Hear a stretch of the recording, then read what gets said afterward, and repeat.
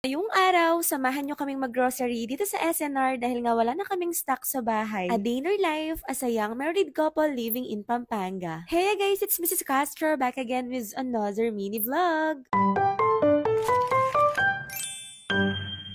For today's vlog, tignan nyo naman, kakagising ko lang. Pero itong mga fur babies ko, nakatambay na agad dito sa may hagdan. Si Tabi nga, kasabay ko pang lumabas ng kwarto yan kasi katabi namin siyang natutulog. At pagbaba ko nga dyan, nandito na nga pala si Ate Rachel. Siya yung naglilinis ng mga kuko namin. Nakaka-touch nga kasi kahit umuulan, talagang pinuntahan niya kami. Sobrang galing kasi ni Ate Rachel. Alam niyo yon, talaga namang hindi namamaga kahit pamasingitan niya kami. Umalis na nga si Mr. Castro dyan after niyang magpalinis. Ako naman nagsaing na muna. At nakita ko nga tong si Amor, tignan nyo, bedweather na naman siya. Meron nga silang bagong tambayan dito. Ayan, nabili ko lang yan sa online. Meron kasi ang parang kutsyon sa loob, kaya gustong gusto nila din dyan. At ngayong lunch nga, ang ulamin namin, tortang giniling na lalagyan ng itlog ng pugo. Sabi ko nga, dagdagan niya na yung giniling para hanggang mamayang gabi na. Tapos, kapag kami nagsobra, pwede namin gawing egg omelette. At kapag ganito yung ulam namin, matik na yan na si Mr. Castro yung nakatoka kasi mas masarap siyang magluto nito sa akin. Medyo nahirapan nga akong balatan itong mga itlog pugo. Naku, dumidikit yung balat niya. Ano kayang magandang strategy para hindi magdikit yung mga balat ng itlog kapag binabalat? At habang naghihintay nga ako ng ulam dito, ayan, nagsalin na muna ako ng cat food. Feeling ko nga malapit ng maluto to. Tignan nyo naman, naku, sobrang sarap niyan. Yung niluluto niya ha, hindi po yung nagluluto.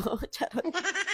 At ngayong araw nga, may dumating na naman ako na malaking parcel galing kay Lovito. Kaya nga halos makikita nyo sa mga vlog natin, yung mga OOTD ko, kadalasan talaga galing dito sa Lovito. Sana ba naman, ang gaganda rin kasi ng mga damit dito, no? Ang lakas makabudol. Every month na lang talaga yata, meron akong mga bagong damit galing sa kanila. Usually kasi guys, yung mga OOTD ko, online ko lang nabibili. Madalang lang akong bumili talaga sa mall. Gagawa ako ng mga separate video dito para mas makita nyo sila at isusuot ko isa-isa. Nakapagkalkal na nga ako dyan ng mga bagong damit, hindi ko napansin, paluto na pala itong ulam namin. Pinadamihan ko talaga yung itlog ng pugo dyan kasi gustong gusto ko yan sa tortang giniling. At nung maluto nga yung ulam namin, tara sabayan nyo na kami, kain po tayo. Napakasarap nga ng pagkakaluto ni Mr. Castro dito at after niya, nagready na ako ng damit kasi nga mag-grocery naman tayo. Alam ko, isa sa mga gusto nyong vlog natin yung grocery vlog kasi gustong gusto ko din yun. Pero wait lang, maliligo na nga sana ako nang maisipan kong maglinis na muna ako ng banyo. Medyo nag-yellow na kasi tong mga to kaya naman kailangan ng ibabat at saka gudgurin yung flooring. Alam nyo, sa totoo lang, hindi pwedeng hindi ako maglinis ng banyo kapag ka nakikita kong marumi na talaga. Nasanay na kasi ako sa amin kasi sabi ni mama, makikita mo daw na malinis yung bahay kapag ka malinis yung banyo. Kaya always ko ding minimake sure na malinis to at iniiwasan ko talagang mag-yellowish siya. Kaya naman binabrush ko agad. O diba, hanggang ngayon nga hindi pa ako nakakabili ng gloves. Naku, nakalimutan ko na naman. Anyway, patapos na nga ako sa paglilinis ng banyo kaya naman after niya, naligo na rin ako para makaalis na. At syempre, kapag ka maliligo tayo, hindi pwedeng kalimutan itong Beauty White Soap from You Glow Babe. Marami akong nababasa sa comment section na ang glowing ko daw, ang blooming ko daw, ano ba daw ginagamit kong sabon. Sa matagal ko ng followers, alam ko alam nyo na to, pero para sa mga bagong followers ko po, eto po yun yung kulay pink. Beauty White po yan from You Glow Babe. Naku, 168 pesos ko lang binibili, 5 piraso na nasabon yan. Meron yan 10 times power whitening, tapos niacinamide, kaya nakakalighten ng skin. Pagtapos ko ngang maligo, ayan, tignan nyo, malakas na naman yung ulan. Habang si Tabi sitting pretty dito, tignan nyo, relax na relax. Fast forward na natin, natapos na kaming maligo, magbihis at mag-ayos. Kaya naman, ayan, ready to go na. O, diba? Ang dami kong time, nakapagkulot pa yan siya. Gandang-ganda nga ako dito sa pagka-curl ng hair ko kasi hindi talaga nakaka-dry. Tapos, napaka-bouncy ng curl niya. Pinagbuksan ko na nga ng gate si Mr. Castro para mabilis kami kasi alam niyo naman yung gate namin, medyo malaki. Buti na lang yung pagalis namin ng bahay, hindi umuulan guys. Pero nag-ready talaga kami ng payong. Nandito na nga kami sa SNR, o diba, ang bilis lang kasi nag-NLEX kami, malapit lang to sa amin. At buti na lang talaga tama ako na mag-ready kami ng payong kasi medyo umaambon na. Tsaka baka kasi mamaya pagtapos namin mag-grocery bumuhos yung malakas na ulan. Kumuha na kami ng cart dyan para makapag-start na at inuna ko talaga itong mga tissue. Gamitin kasi talaga sa amin itong malalaking tissue na to at saka itong kitchen towel. Wala na nga din kaming mga condiments kaya naman dito na rin kami bibili yung mga malalaki na para mas tipid. Napansin kasi namin guys na mas nakakatipid talaga kami kapag ka sa SNR kami bumibili. Bultuhan kasi dito tapos mas mura dahil nga mas marami. Tapos, mas matagal nyo na ring magagamit. Total, hindi na rin naman kami bumibili ng mga chichichichirya, mga juice, soft drinks. Dito na lang kasi nakakain talaga namin. Pero may pinaka-favorite ako na chichirya dito, pero hindi ko inuubos sa isang upuan. Alam nyo naman na umiwas talaga kami sa mga chichirya, soft drinks, kaya naman ayan, nag-healthy living talaga kami. At napansin ko kapag ka nag-healthy living ka, parang mas nakaka-glow. Hindi ko alam kung ako lang. Dito na nga rin pala kami bumili ng mga gatas na ilalagay din namin sa ref. Kumuha nga siya ng Coco Crunch, tapos alam nyo sabi niya dyan, healing my inner child. Which is totoo no, kasi nung mga bata tayo, akala natin ang Coco Crunch ay para lang sa mga may pera. Alam mo yon, feeling ko talaga dati ay napaka-expensive nun. Sabi ko nga kay Mr. Castro, almusal yan ng mga batang mayaman noon. Kaya sobrang sarap lang sa pakiramdam kapag ka yung feeling na nabibili mo na din kahit papano yung mga dati na hindi mo nabibili. Lalo na kapag ka sa pagkain. Kumuha na nga din pala ako ng bangus belly dyan para sa uulamin namin sa mga susunod na araw. Tapos, di ba last time hindi kami nakakuha ng mga yogurt? Buti na lang talaga may stock ngayon. Patapos na nga sana kami mag-grocery dyan, pero tignan nyo tong isa, nagbabasketball pa dito. Nakakatawa nga kasi nakalimutan namin na expired na pala tong SNR card namin, kaya ayan, nag-renew kami dito sa may counter. Balak nga din sana naming magpa-member sa may Landers. Any thoughts guys sa Landers, sa mga member po doon? Okay din ba mamili doon guys? Kasi gustong gusto ko ding itry. After mag-grocery, nakadating na rin kami sa bahay at umuwi na rin agad. O siya, mag-aayos muna kami nitong mga napamili namin ha. Thank you for watching. See you on our next one. Bye! Mwah!